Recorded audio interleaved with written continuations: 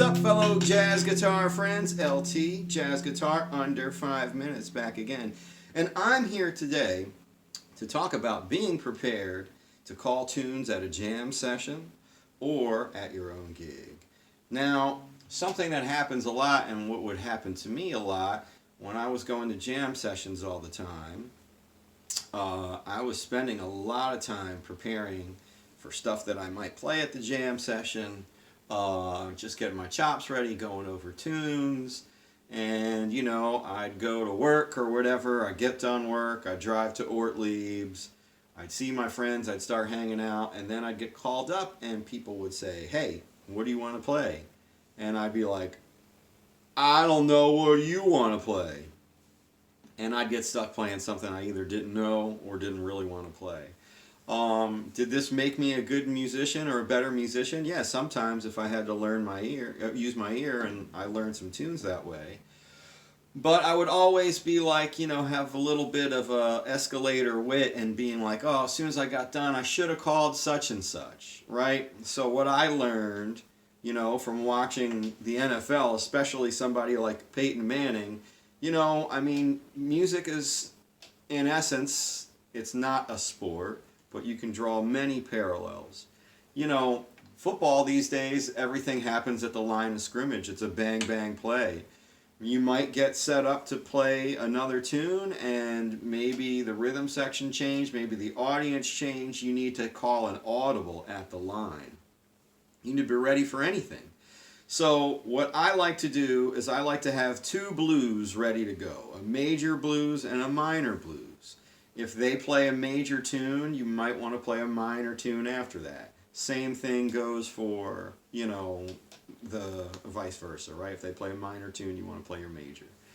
Also, you want to have a major key tune, because if they call a blues, you can't play two blues back to back. Well, you can, but some people are going to be vibey about it. But you want to have another major key tune and another minor key tune. You probably don't want both those tunes to be in the same key. For a long time, my minor tune du jour was like Alone Together or Softly as in a Morning Sunrise. And my major tunes were It Could Happen to You and I Love You. And, those are four good tunes that you can kind of use, at will. Because, again, as a guitar player, people are going to ask you what you want to play. And being a guitar player, if you want to work a lot, chances are you're going to have to get your own gigs. And when you have your own gigs and you're hiring a band, you're expected to, run the show. Oftentimes, bass players and drummers and piano players, they don't want to call tunes. They want you to call tunes. They'll play whatever, but you just want to go and have a plan. I have a gig tonight. I'm playing with the great Steve Varner and Glenn McClellan in Princeton. And I have a plan. Here's my little set list. Minor blues, and I have Strollin'. It's another major tune. Then I'll play Road Song because you don't want to be playing in the same key all night. You want to get your keys, if you're playing every tune in F or every tune in B flat, that's going to be a drag for the soloists and the listeners.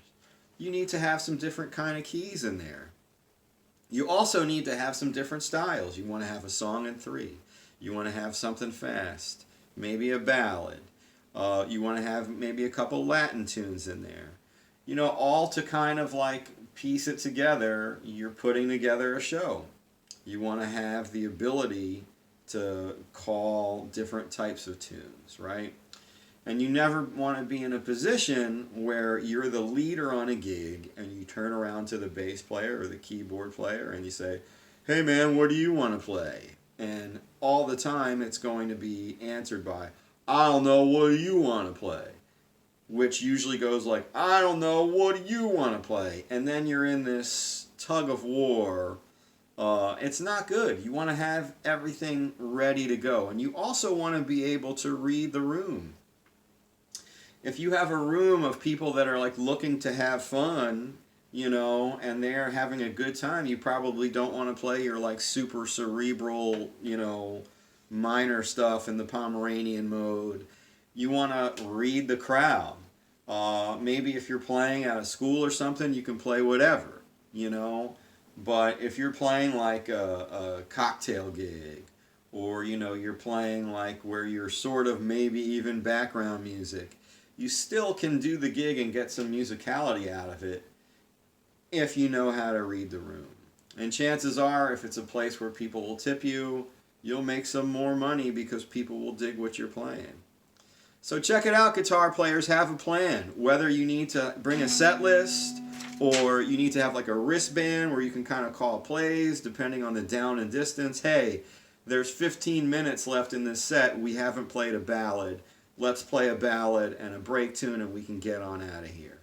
You'll find that people will want to work with you if you're decisive when you're calling tunes. All right, guitar friends, have a great weekend. Go Phillies, go Eagles, keep swinging. If you like this video, feel free to hit the subscribe button.